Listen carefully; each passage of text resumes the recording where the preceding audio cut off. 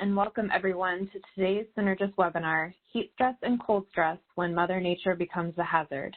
I'm Kay Bechtold, Managing Editor of The Synergist, the magazine of AIHA. I'd like to thank all of our attendees and especially Bulwark for sponsoring today's webinar. Our speaker today is Derek Fang, the Technical Training Manager for Bulwark Protection. Derek has more than 25 years of experience in the flame-resistant clothing industry in a variety of roles and has assisted in both developing and implementing programs for some of the largest companies worldwide. In his position at Bulwark Protection, Derek has developed over 40 hours of training curriculum for Bulwark Institute covering all aspects of flame-resistant and arc-rated clothing. And now I'll turn the presentation over to Derek. Okay, thank you very much for that kind introduction. And welcome, everyone. Good morning and or good afternoon, live or in near future archive. Thank you for taking time out of your valuable day to spend with us talking a little bit about specifically FR clothing and when Mother Nature decides to be one of your hazards. So with that, let's get started. First and foremost, let's get the attorneys out of the way. Customers of Bulwark Protection are solely responsible for conducting their own hazard risk assessment to identify safety hazards in their work environment. Customers of Bulwark Protection are solely responsible for selecting appropriate garments and personal protective equipment for their employees. Employers must ensure wearers use, care, and maintain their garments and personal protective equipment properly. As working conditions and other factors vary, Bulwark Protection does not make any representation that these garments and personal protective equipment will protect wearers from injury. So on to the good stuff. When we're out in the field and when we're talking to our folks who are wearing our garments to protect them against arc flashes and flash fires, we get a lot of questions around, well, what happens in extreme conditions, specifically the hot of summer and the cold of winter. So today, what I look forward to you taking away is just briefly how we look at heat stress and cold stress, just in the very basic definitions of what those and how those are characterized. Does your FR/AR clothing play a factor in either of those? And what are some best practices to avoid heat stress and cold stress, both from the employer standpoint and the employee standpoint? And really kind of what should you look for when selecting flame-resistant arc-rated clothing for in extreme conditions? And then at the end, we'll give you really 5 keys for both heat and cold and what to look forward. So a few definitions, because we, like many industry-specific folks, use acronyms like crazy, and we use FR, and what do we mean when we say FR? What do other folks think about FR? And when we say AR, what are we talking about? And what is FR/AR?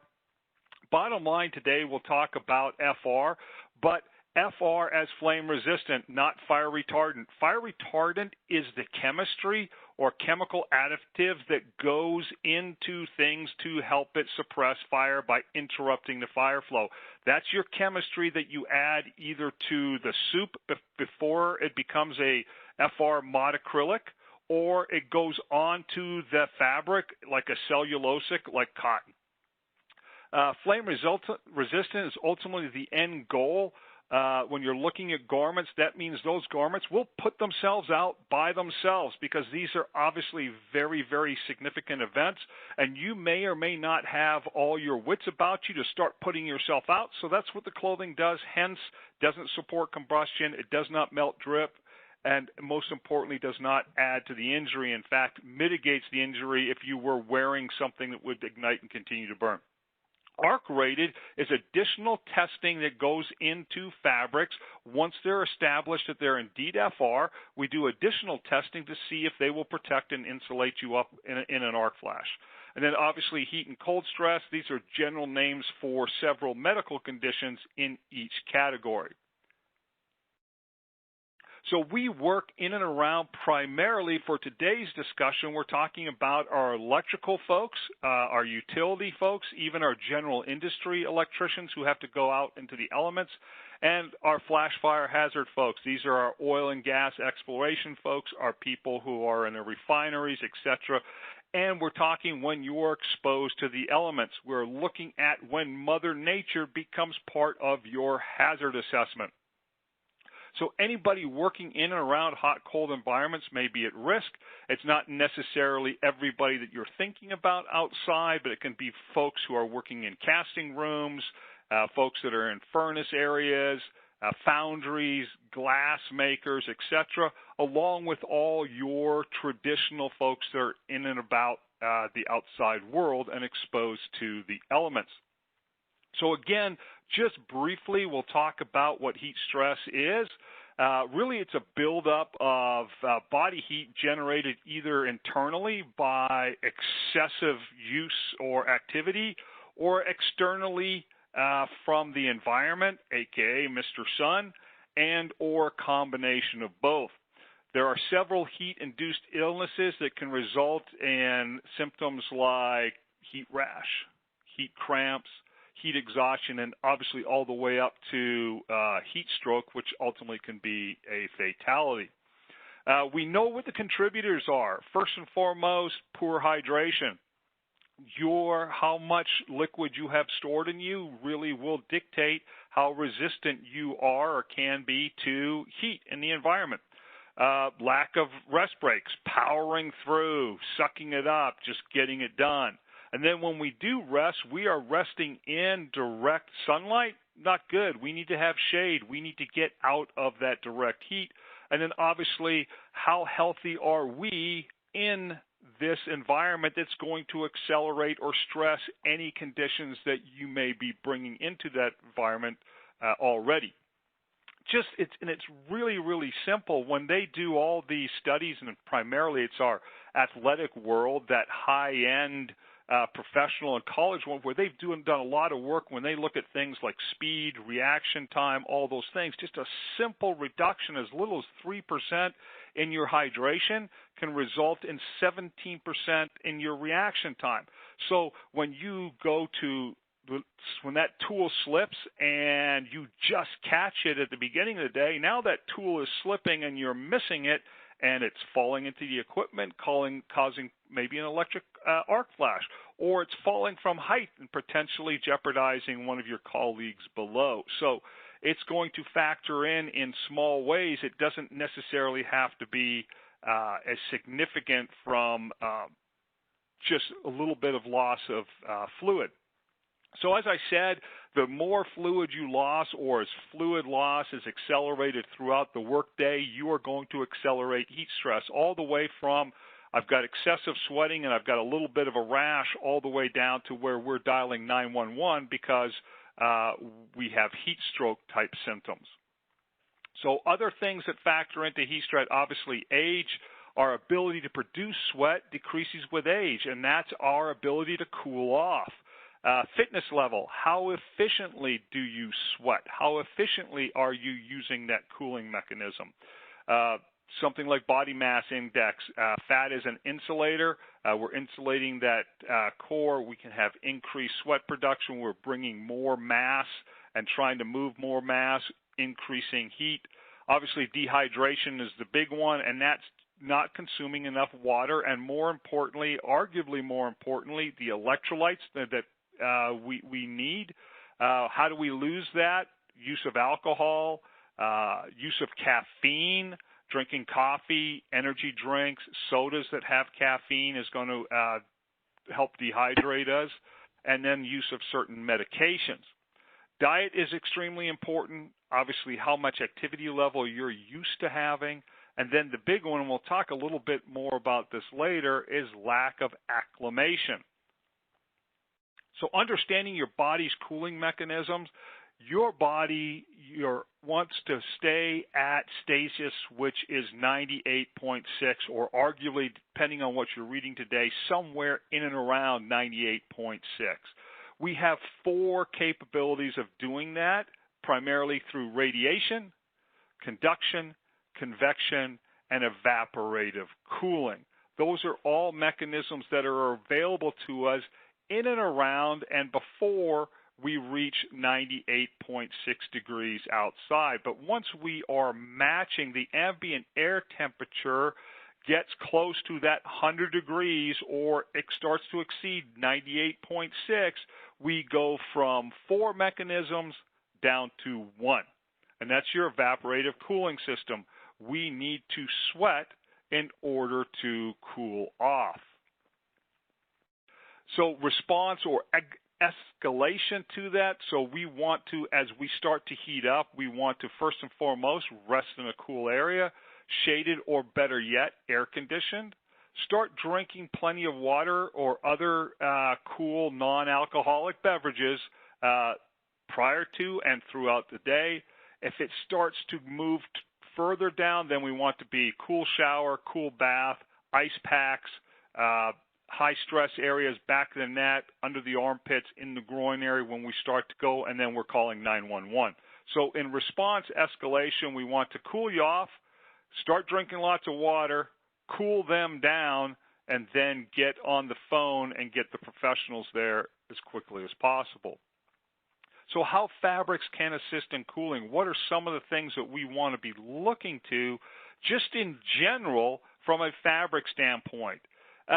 Lightweight. Lightweight in and of itself is not a descriptor of it. It's less insulation, allows more heat release. Because remember, ideally, we don't want to be wearing anything that's going to be, efficient. But once we put clothing on, we want it to interfere the least amount, we provide the least amount of insulation. Open weave, we want it to allow air to pass through and air to pass out to, in fact, help with some of that convection and that evaporative moisture that's going on. And then moisture wicking.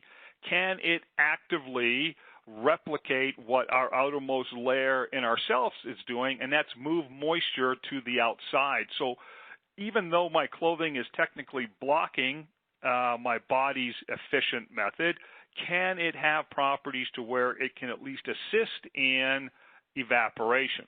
So those are some of the things we want to look for from just a pure fabric standpoint. Preventing heat stress. Obviously, knowing the symptoms is huge. Monitor your personal physical condition and that of your coworkers throughout the day. Dress properly for the heat, and that may mean making adjustments throughout the workday from early morning to late afternoon. Stay hydrated, be drinking on a regular basis, and use proper engineering controls, safe work practices, and PPE to help ensure that happens. On the other side of the coin, we're looking at what is cold stress. As with heat stress, cold stress is generally named for several medical conditions, all the way from things like hypothermia, frostbite, chilblains are all cold-induced medical conditions. And as within the heat, we have severity going from something that is painful and inflammation all the way down to something that can be potentially a fatality. So as our body loses heat, we will go from something to where our teeth may be chattering all the way down to where we've even stopped shivering to where our body is starting to shut down from a medical standpoint. As in with heat stress, age, ability to regulate body heat gets challenged as we get older. Again, look at that, our fitness level, how efficiently we warm or cool ourselves off, medication, diet, and activity level are all factoring in thematically on how well we can endure severe conditions. Now, the difference between heat stress and cold stress is what is our body's metabolic systems trying to do? We're trying to generate heat. As we get colder, obviously internally, we are still fighting to get and maintain that 98.6. So where we are in hot environments, we're trying to release heat. In cold environments, we're trying to retain it and hold on to it.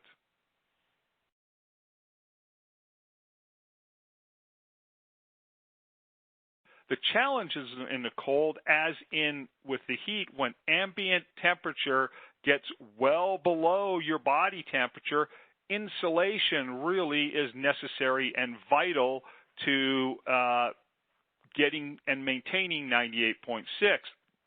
However, the concern for healthy and fit workers is in fact overheating. Believe it or not, doing too much with too much insulation is going to be counterproductive. Why? Because we start perspiring. We start taking our clothes that are insulative, we start adding moisture, and as our workload then decreases, we are wearing wet garments, and we don't want to have wet garments that are going to, one, not insulate as much. It's going to allow cold in, and it's going to accelerate or accentuate how cold you literally feel, and it's going to have a negative impact on your condition. So as with severity, as you get colder, one, we want to move to a warm area. Stay active. You know, you've seen people as they wrap their arms around themselves and they keep their feet moving. We don't want to stop moving. Why? Because body activity generates body heat. Get out of wet clothes. We want to have a cold kit or a cold weather kit to where we have additional dry clothes that are available to us if we do find ourselves getting colder. Drink warm, not hot. Sugary drinks such as sports drinks, avoid caffeine again, and alcohol. Why did we include sugar? Because remember, that furnace, that metabolic furnace is burning high. You are actually consuming a lot of calories during cold weather just trying to maintain your body temperature and stay warm. And then obviously as it accelerates through, we are responding to not getting 911 called and getting medical professionals there. How fabrics can assist in warming. The right layering provides better insulation. Obviously, we want to maintain dry. Things like just drizzle, snow, light participation. In any cases, we want to have an outer layer that's going to resist getting wet, and then importantly is blocking the wind. It just doesn't necessarily have to be negative on the thermometer for cold stress to happen. You can have a 45, 50-degree day, and I give you a 20-mile-an-hour wind blowing off the water, and you're wet. You can get cold, and you can get cold stress just as easy if it was a windless day and it was minus 10. So just don't read or take the thermometer into account when it comes to this. So blocking wind is key. You've heard of the wind chill factor. Moisture absorbing middle layer and moisture wicking base layer. Just like in heat stress where I want to replicate the body moving moisture out, I want to pull moisture so I stay dry, so I'm not cold because of being wet. So that base layer is going to get moisture off my body, and then I want the next layer to take it off of the base layer by absorbing it, and I've got a dry layer. So if I'm dry and comfortable and I have, say, a middle layer of wool that is now a little bit moist because it took the wicking from my base layer, I'm still going to stay insulative. Wool has been proven that even slightly wet, it's still highly insulative, but I wouldn't want wet wool against my skin, so I want that wicking base layer partnering with it and working together as a team. So water-resistant, wind-blocking outer layer, moisture-absorbing middle layer, and moisture-wicking base layer. So when we're looking at fabrics, that's what we're looking at there. So as with our heat stress and know the symptoms, monitor your physical condition and that of your coworkers. Dress properly for the cold. Stay dry in the cold because moisture dampness from sweating can increase the rate of heat loss. Keep extra clothing, again, including undergarments, handy in case you do get wet. Drink warm, sweet fluids. Keep your calories up throughout the day. And then, obviously, use proper. So you're seeing some parallels here as we look at both heat stress and cold stress in general, as you would expect. So overall, how fabric wicking helps in the hot and the cold, we talked about it. We're going to mimic the body's natural way of moving moisture off us to increase in that evaporative cooling rate when it's hot. And then we're also looking to get moisture off us so we stay dry and insulated in the cold. The fabrics today, today's modern fabrics that are doing that, we see a lot of this in the performance world.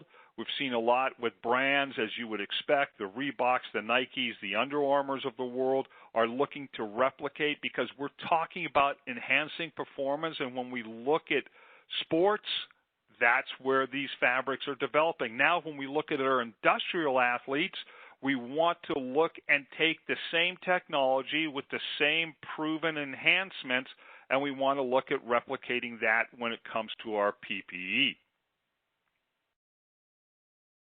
So what can employers do in heat and or cold? Well, first and foremost, obviously, heat stress and cold stress are natural results of what? Hazards. So we recognize that it's extremely hot. We recognize that it's extremely cold. And under the general duty clause, we have to provide and protect, provide a workplace where we can mitigate those. And also, if we can't fully get rid of them, we're providing PPE to help protect against those hazards. So obviously, workers should be trained on the appropriate engineering controls, personal protective equipment, and work practices to reduce the risk of heat and or cold stress. The big one, all the latest, and I say latest, it's a number of years now, but the acclimation of new workers and or returning workers is proven to be key. In fact, occupational physician Rhonda McCarthy says we see a dramatic decrease in workers' compensation costs when employers voluntarily adopt many of the measures recommended by NIOSH in the acclimation process. So again, you can look at it as far as new workers, workers coming from different regions. In our world, when we had the big oil and gas boom, we had a lot of folks coming from the hot and of Texas all the way up to the cool and the cold of North Dakota. And when these workers were going into these new conditions, they weren't properly acclimated. They wouldn't be as efficient on a full 10, 12-hour day because their bodies are not used to working in cold conditions, and vice versa, going from the cold environment of, say, in North Dakota down to a hot environment of, say, in the Permian Basin. So we want to take that into account. Same with our glass factories and our foundries and our casting rooms. If we're bringing in new folks, we want to acclimate them to that warm, hot environment. Human beings are very, very adaptive and can work in very, very stressful environments when we're talking about heat and cold extremes, but they have to be eased into it. One thing that a lot of folks need to think about is coming off just even simple a 2-week vacation. If I'm used to working in a hot environment and I take a vacation and I go to a cooler environment or vice versa, when I come back, I want to work up to my previous load, whatever that may be. Recommendations for employers, again, take the following steps. Scheduling maintenance and repair jobs when temperatures are not as severe. Scheduling jobs for cooler or warmer part of the day. Reduce the physical demands of workers, especially when it comes to excessive hot or cold. Where it was a one-man job, maybe it's a two-man job. Where it was a two-man job, maybe it takes 2 crews to do it. But looking at ways to manage that load so we're not working past our capabilities. That follows into with relief workers, assign extra workers for long demanding jobs. Provide warm or cool liquids to the workers when possible.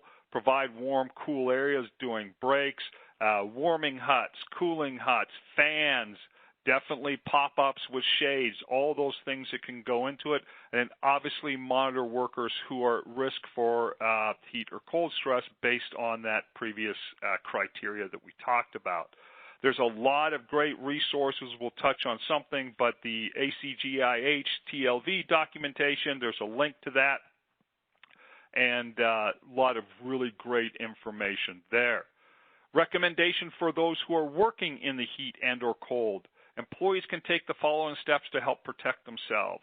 Layering provides better insulation in the cold, and layering can be more comfortable in the heat. Now, that may sound counterintuitive, but when we start talking, and we'll talk about this specifically when we're talking about arc-rated and flame-resistant and arc-rated clothing, which conceptually many people view as being heavy to begin with, reducing the weight of each layer can in fact be more beneficial than having one heavier layer to protect to that primary hazard of, say, arc flash. And then obviously better insulation in the cold. You want to have more layers to do the same amount of protection than one or two layers, because it's just going to be more beneficial, more layers of air gap, more insulation. That's where you get into loose clothing. That allows for better circulation in the cold and better airflow in the heat. We don't want to have too tight of anything in these extremes. You don't want your boots to be too tight. In fact, you don't want to be wearing 2-3 pairs of socks in a cold environment and trying to stuff them into the same size boots. You'll end up causing yourself more problems than wearing one pair of good merino wool socks, whether it's hot or cold, and your boots where they're comfortable, as opposed to stuffing them in and making that paste tight. It's not beneficial, even though it may seem to be from an intuitive standpoint. It's not. Purposefully designed clothing designed with movement in mind is beneficial both in the cold and hot environments. Better to be layered up in lightweight layers that are ergonomically designed to work together, as opposed to stuffing as much as I can underneath, say, a heavy insulated big coverall, etc., to where I have too much restriction of movement and it becomes counterproductive. Make sure to minimize exposed skin from direct and indirect heat or cold. Hand protection should be appropriate to the conditions. You're going to have different hand protection for the hot and cold conditions. Same with your boots, aka your foot protection. Head protection needs to change and be incorporated. And there's other things that we need to think about when we're looking at an arc flash and a flash fire environment also that we'll talk about shortly. And then always monitoring your personal physical condition and that of your coworkers. Another little asterisk that we throw in here, chemical hand and foot warmers are great little assets, especially in extreme cold weather. So is it getting better? No, in fact, it's getting worse. Both NASA and the American Meteorological Society predict we can expect both more intense and more frequent heat and cold events across the country in the coming decades. And I think we're already seeing that. And that has huge implications both for indoor and our outdoor employees. Excessive heat kills on average close to 1,000 per year and injures close to 70,000. On the cold side, about 400 a year result in hypothermia fatalities, so it is significant. When we look at the 52 to 5,500 on-the-job fatalities every year, right now we're seeing close to 1,200, 1,300 of those are because of extreme weather conditions, aka when Mother Nature becomes part of the hazard. So now we're going to get into kind of the bread and butter of what we're talking about today, when clothing is also your PPE. We have to factor in that flame-resistant arc-rated protection based on what the hazards we have, and we have to balance that with both hot and cold conditions. Now we're looking at saying, okay, I have to protect against arc flash for my electrical community, flash fire for my oil and gas and refining community, and now we're working in these extremes. So regardless of the hazard, what do we do when it comes to layering? Because we're going to have to layer up in one way, shape, or form. So when we look at these, when we're discussing undergarments, only natural fibers. Obviously, if we're talking about flame-resistant arc-rated clothing to our folks, we are explaining to them what they can and cannot wear underneath. So all the standards allow for natural fibers. That's going to be your cotton for the summer. That's going to be your wool for the winter. Layering of non-meltable flammable garments is permitted to be worn under AR garments. However, the arc rating of the outermost layer must be sufficient to prevent break open and ignition of what's underneath. So by definition, if I'm going to wear a 100% cotton T-shirt in the summer months so I can absorb that sweat, you have to make sure that by default you're wearing a heavier outer layer, because I can't have it breaking open or failing in that arc flash and exposing a flammable that, if there was enough energy left over, it's going to ignite and catch fire. And we do see it happen. In fact, it happens enough that we have a term for it. It's called the chimney effect. That's where you are burning inside your flame-resistant arc-rated clothing. So it's counterintuitive, because now I'm having a heavier, more protective outer layer just so I can wear my cotton T-shirt if I'm going to satisfy the standards.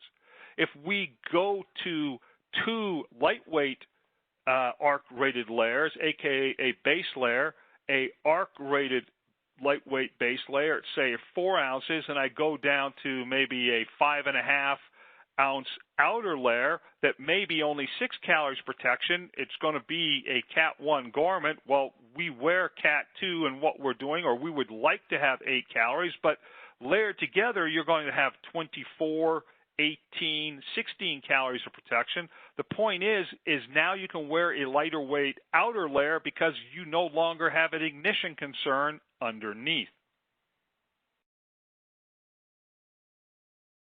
So let's get into the 5 things to do when it's hot and the 5 things to do when it's cold. So we know sweat is not as free to evaporate when the skin is covered, even with breathable clothing. So compared to not being covered, but that's not really an option. We can't have, people not wearing clothing. So what do we have to do? Obviously, the big one is keep hydrated. Better yet, show up hydrated. Pre-game planning. You want to have a pre-game meal. Your game, unlike a professional athlete, just happens to be 8 to 10 hours long. So when you're getting ready the night before, make sure that you're staying hydrated. Schedule rest breaks throughout that work period, that work job, and make sure you're providing shade and, better yet, some way of cooling. Even if it's just a fan to get air moving, it's still going to be better than just sitting, and we don't want to be in the direct sun. And then ideally, stay in shape. Careful of your medications. If you do have any medication concerns where sunlight, direct sunlight, and increased body heat is a concern, make sure that you make people aware of that. Thing 2, look for FR clothing that facilitates evaporation. The FR clothing market has changed. Even in the last 5 years, fair or less you go back to when I started 25 years ago, the inclusion of modern fibers that have the ability to mimic evaporative properties has dramatically improved.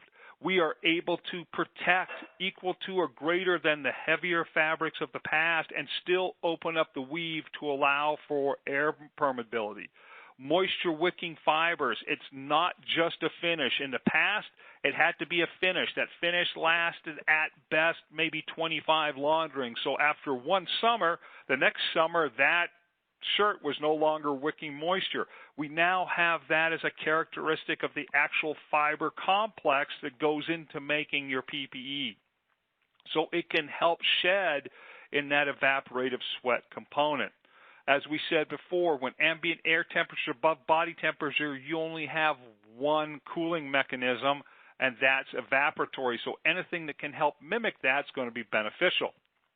Thing 3, be careful utilizing PPE that does involve layers. Just because my single layer all day, every day, flame-resistant arc-rating clothing does not necessarily factor into whether I will get heat stress or not, other stuff will. When you have a barrier, aka any kind of chem protection that you put on, any kind of disposable that you may put on, it's now going to impede that evaporatory system. It's going to impede. It's no longer a single layer. You are not going to be as cool. You're not going to be able to stay as cool, and you're going to have to be aware and monitor that. Even simple things like putting on high-vis vests. You have now covered basically 2/3 of that shirt where it's trying to cool you, and you have impeded its ability to. Arc flash suits, absolutely, that's a no-brainer. Make sure we're monitoring that. Make sure that we're limiting the time that we're in that. It's very task-oriented. Make sure our job evaluation says, hey, we're going to set this up, we're going to get everything ready, and we're going to minimize the amount of time that you have to go in and rack that breaker and get in and out of that flash suit. Rain gear, people don't think about this necessarily, but we do have summer rainstorms. We don't want to be working necessarily in our all day, every day. So we don a jacket or we don the full kit. We are not going to be able to work as long and at the same rate once we put a barrier on there. So there are areas for caution. As I said earlier, single-layer flame-resistant arc-ridding clothing is no more a contributor to heat stress than non-FR clothing. Clothing in general can interfere with evaporation, which is your key to cooling. This includes the discussion around long sleeve and short sleeve, load from heat, which is that big giant yellow thing in the sky. If it's beating down on me, do I want to have long sleeves or short sleeves? Well, we can look at folks that work in those conditions all day, and 90% of them, if not higher, are going to have long sleeves. One, it's going to help protect us against sunburn. Burnt skin does not sweat as efficiently. And secondly, it's going to help from an evaporatory standpoint, allow it to be more conditioned and get some of that load off of our skin. So wearing long sleeve flame resistant arc-rated shirts is not in and of itself going to contribute to heat stress. In fact, when we look at some of our resources here, the clothing factor, the CAF for single layer is a 0. There's no addition to your WBGT calculation when it comes to single layer clothing, whether that is FR or non-FR. Factoring in your base layers, regardless of the hazard, arc flash or flash fire, when we're looking at undergarments, only natural fibers are allowed. We've talked about that. However, there's mounting evidence due to the improvement of factors in these systems in working together that you can get improved protection from 2 layers of flame-resistant arc-rated clothing. It's always going to be more protective, regardless of whether you're using it systematically in, say, a utility applications, but you're reducing the weight that you're carrying by having 2 lighter layers, and they're now working in tandem to where one is wicking moisture, getting it away from you, and you're going to be dry, whether that's hot or cold. The 5 things to do when we're looking at the cold environment. Layer up to provide better insulation. That's obviously a no-brainer, but how do you layer up? Water repellent outer layer for both light precipitation and, better yet, stopping the wind. A middle layer to absorb the sweat and provide insulation even when wet, and that inner layer primarily working and mimicking your evaporatory system as it did in the heat by getting moisture off your body and keeping you dry. If you are dry and not wet, you're not going to feel the cold. Ensure the integrity of your FR protection at each layer. This is probably the most important piece when you start thinking about your layering system in the cold for those who are exposed to short duration thermal events. In electrical, as I am doffing, meaning taking off layers as it gets hotter throughout the day, and that can be incremental. I can start my workday at -20, and I can go to +5 at 2 o'clock in the afternoon. I've taken layers off because I don't want to sweat. Now, each additional layer that you have exposed needs to be equal to or greater than the incident energy you're facing. For example, let's say I'm working in a 6 cal hazard and my outer layer is 8 cals. That's fine. I take that off. That next layer has to also be greater than 6. I can't drop down to a 4 because it may break open. The additional layers underneath, if I am doffing these, and that's going to be eventually the only layer between me and injury, it needs to be equal to or greater than the incident energy I'm facing. So as you're building that cold weather system, it's going to take a little bit more time and thought to what you're wearing, because it can be in combination with other layers, and it can go all the way down to where it's the only layer. So we just have to put a little bit more thought as we doff garments throughout the day as our workload increases, because we don't want to sweat. Cover your extremities. Wear a hat or other protective covering to prevent body heat from escaping from your head, face, and neck. Mittens may not be ideal, but they're definitely more effective than gloves. Why? They keep all those fingers together. You get the benefit of movement generating heat with inside the glove. Just food for thought. And don't forget what you're doing for your footwear. But we need to remember that anything that's exposed, things that are underneath our hard hat, have to have flame-resistant properties.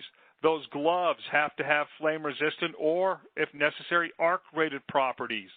We have to look at good solid leather footwear where we're not introducing meltables into these areas. We have a lot of new footwear with a lot of new technologies. Ideally, we want to stick to leather. That's good insulative component to it, and it's very resistant to heat.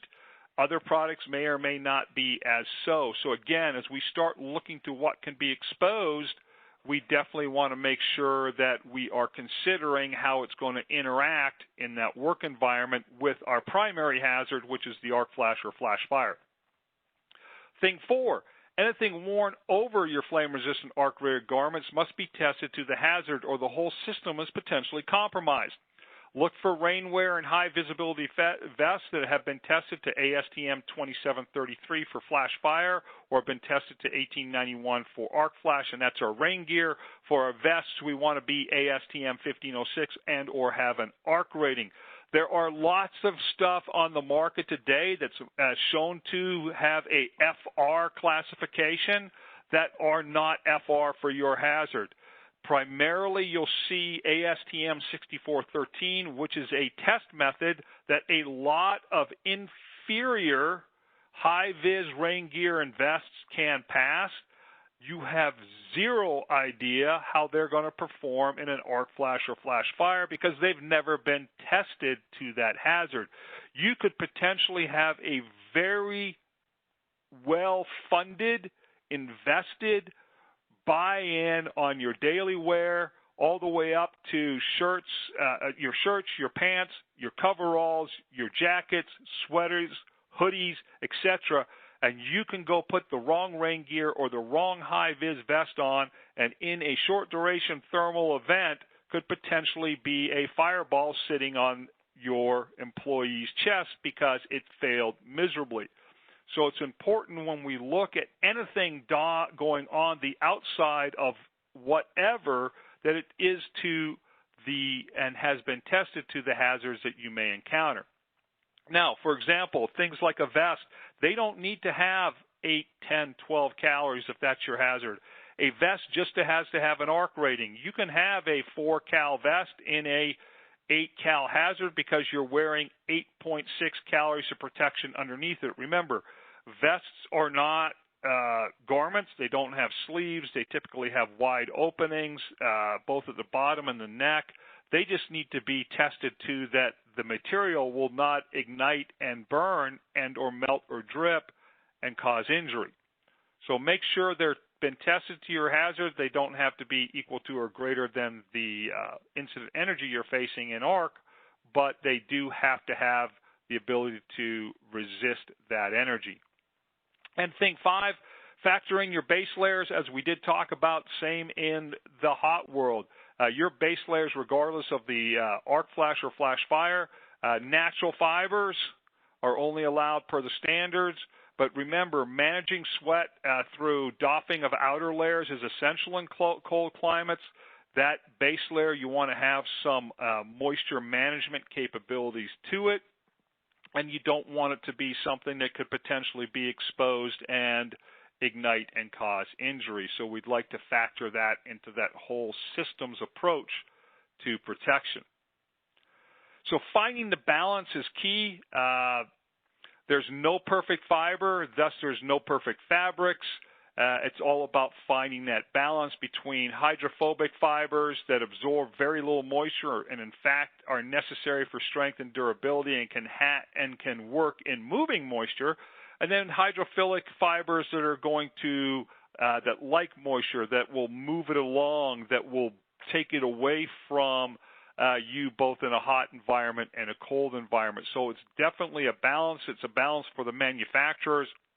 And as I said, we're working diligently to protect you, make stuff that's lightweight, more comfortable, and ultimately provide value at the end of the day. So bottom line, hydration, rest breaks, shade cover are the most effective control methods, with hydration being by far the most important. Schedule heavy work during the warm, cooler parts of the day. Have them rest in warming or cooling tents.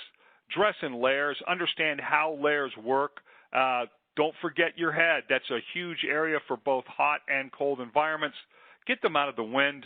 Get them out of damp and wet clothing. Acclimate your workers through a true program. Don't forget folks that have just went on vacation. It's not just the new folks that need to come back and be acclimated. And then the best thing to do for anything is wear trials. And please trial your configurations in the environment they're going to be in. If you are looking to evaluate your cold weather gear, do it in the winter. If you're going to evaluate your warm weather gear, do it in the middle of summer. And make sure that you are pairing it up and you're not doing it across a desk and you're not doing it just by touch and feel. So just really quick, so we have some time for Q&A, there's tons of resources out there, both OSHA, NIOSH, the independent states have tons of stuff on especially heat stress and even cold stress. OSHA has a number of quick cards for both. There are some great resources as far as heat index goes. There was a little bit of came up recently on the color coding, whether it's truly scientific or not. That all being said, everything else in there without the color coding is spot on, so continue to use that. Heat exhaustion or heat stroke, call 911 when in doubt. Again, this is the cold stress cards. Here we have our American Conference of Governmental Industrial Hygienists have a great graph for in and around working and working up to warm and warming up with a link to that. Here's your clothing adjustment factors that I talked about and referenced earlier, and you'll see easier as we go from every day, all day work clothing all the way up to barriers. You're definitely impacting your stress levels there as you go along.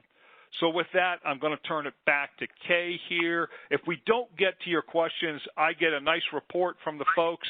I will get you the answers at some point if we don't get to it here today. So with that, Kay, back to you. Okay, thanks, Derek. It looks like we have about 11 minutes left for questions. Just a reminder, if you'd like to ask a question, please type it into the chat window on the right side of your screen and send to all panelists. Derek, the first question we have is, have you heard of any ergo issues like neck pains due to wearing such clothing? I think it definitely has to be factored in. Anytime that you are increasing load on the body, and that's when one of the factors we talk to is just because it looks good on a mannequin, make sure it has some purposeful design element into it. It's just not a couple of coveralls layered together with some insulation in it, and we're going to call that an insulated coverall. You want to look to manufacturers that have and work with purposeful design. So where does that lead you to? That leads you to probably paying a little bit more than someone who just took their summer coveralls, sewed them together, and put some insulation in there. The other thing, too, is wear them. Any good, reputable manufacturer, especially in our PPE category, will let you try stuff out and put it on people's back and see how it feels. We're all different, and there's a lot more variety out there today to get to the same end. So I have not specifically heard about things like neck pain and other than that by carrying around additional load when it comes to insulative clothing in the colder months. But again, best thing to do is put together a wear test and work with your supply chain and make sure you do as much as you can so that doesn't happen. Okay, thank you. Our next question is fleece a good middle layer like wool? I would say yes. And anything like that that's going to have a high loft is going to help move moisture. And there's lots of really good flame-resistant arc-rated fleeces out there right now. So if I'm taking off that outer jacket that is, and I'm down to, a three-quarter fleece or a nice pullover fleece, they've still got very decent arc ratings, and you could build a nice system around those. So, yes, I would say fleece is a great mid-layer. Okay, great. Our next question is, what is an advisable inner layer material of clothing for warmer weather? Good question. And for warmer weather, I would look to any of the base layers coming out of the major manufacturers today, the major suppliers, and you all know who those are without me, touting them off one by one. Everybody has looked into and is building really good base layers with the combination of lyocell, cotton, modacrylics partnered with other aramids, para-aramids, to where we are able to get a performance-like base layer similar to what you get in the retail world, similar to what you can go to and pick up at your local sporting goods provider. We are seeing the same properties mimicked, so we're getting the same attributes because we're combining a lot of the same properties that those fibers have in those synthetics. If we had said 10, 15 years ago that we would be replacing cotton T-shirts with 100% synthetics in the athletic world, we would have laughed. So that technology is finding its way into the flame-resistant arc-rated world, and most of your top providers today have a lightwear base layer solution that can do just that. Okay, great. Thank you. Our next attendee says, I have tried to find female FR base layer for working in both hot and cold environments. Do you have any tips? I'll get that here. Without going into too much detail, I'll get your question in the feedback form. I'll send you some links that can help you solve that. Okay, great. We have another one that asks, for us women in the crowd, how do we direct intimate apparel to match the ratings of the outer layers? Good question. First and foremost, yes, it's very, very difficult because we want to eliminate any kind of meltables. We want to eliminate any kind of metal that we are potentially introducing into a high-energy arcing fault or extremely hot flash fire. There are options out there today. My company does not do that, but I will send you a link of companies that do provide that solution. The good thing is those do not have to be equal to or greater than the incident energy you are facing. They just have to be resistant to the thermal energy you're exposing to. So they have to be made with fabrics that typically are going to have a arc rating. It just does not need to be as high because your outer layer is doing all the work. You just don't want to introduce any kind of meltables or anything that could melt, drip, and add to the injury. So there are ways of solving that, and when I see your question on the report, I will send you the links that will hopefully help you solve that. Okay, great. Our next question is, how do the NEC requirements for arc flash work with TSCA requirements for whole body chemical protection, specifically tight spun polypropylene? Wow. Well, okay, great job getting through that question. with all that in there, I'm gonna default and answer that one offline. Sounds good. Our next question, attendee says, I have seen dermal reaction to new FR clothing. Do you know why? Well, the easy answer is I do not know why in that specific condition, because I don't know all the factors that go into that specific condition, but I can answer that generally. We typically can and do see some dermatitis from folks who are in the FR world.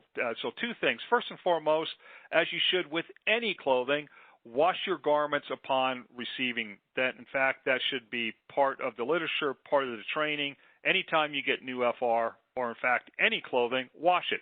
There's tons of sizing things. There's tons of chemistry going into cutting and sewing those. There's tons that go into transporting the giant rolls of fabric, and then when they layer them and they're doing their cutting, there's a whole bunch of stuff that goes in there. Wash that out on the first one. So do that. If you still see folks that do have incidents of contact dermatitis, where we see that is, for example, folks who traditionally, prior to the implementation of their FR clothing program, or they're coming from a job that prior to this they didn't have to wear FR clothing and they wore, for example, short sleeves, we see contact dermatitis in the elbows, sometimes in and around the wrist area. These are areas that they have not normally been in contact with 5.5, 6.5 ounce materials, and we do see some contact dermatitis that way. Again, couple things we can do to solve that. Everything that I've seen over time has either been a laundry issue, aka washing it, helps mitigate it. Secondly, if it's a contract laundry situation, it may be some of their chemistry, so changing to a home care program has mitigated it. And then sometimes changing the fiber matrix, for example, going from, I'll just pick, say, an FR 8812 to an FR motocrylic, if it's possible. Changing not the protection, but the fiber fabric ultimately can eliminate that. Of the 25 years I've been doing this, on average, you can see maybe 2 to 3% at an install will have some indicators of this. I have not yet seen one that has not been solved. I have not seen one that working with your suppliers to where making some of the changes that I talked about hasn't eliminated it. In the rare case, we have seen some folks that have had quote-unquote allergic reactions, and in those cases, we've been able to trace it back to something and make that change. So in my time, in the installations that I've done over my career, I have not seen one that has not been solvable. So hopefully those things will help you solve it if you're seeing it, and if you can't, my email's up there. Feel free to reach out to me. If it's one of our garments, if it's one of our programs, we can definitely try different fiber fabrics to see if that can do it, and we can look into doing it. If it's someone else, we can definitely give you a couple pointers to go ask them to try and see if we can do it. Okay, great. Thank you. Unfortunately, that's all the time we have for today. I know I see a couple questions we didn't get a chance to get to. We'll be sure to forward all of the questions to Derek so that he can get back to everyone, so no worries there. My thanks to Derek Singh for his presentation, to Bulwark for sponsoring today's webinar, and to all of our participants. Registration is already open for 3 Synergist webinar events happening in October. On October 20th, OHD will present a product demo of its QuantiFit Respirator Fit Test Instrument and QuantiCheck Quantitative User Seal Check device. On October 22nd, Derek Singh will return to present Taking Care of My FR, a webinar that will cover care and maintenance of FR/AR clothing. And on October 28th, join us for the new IH for the Next Normal, sponsored by SGS Galton. Thank you all very much again, and hope you have a great day.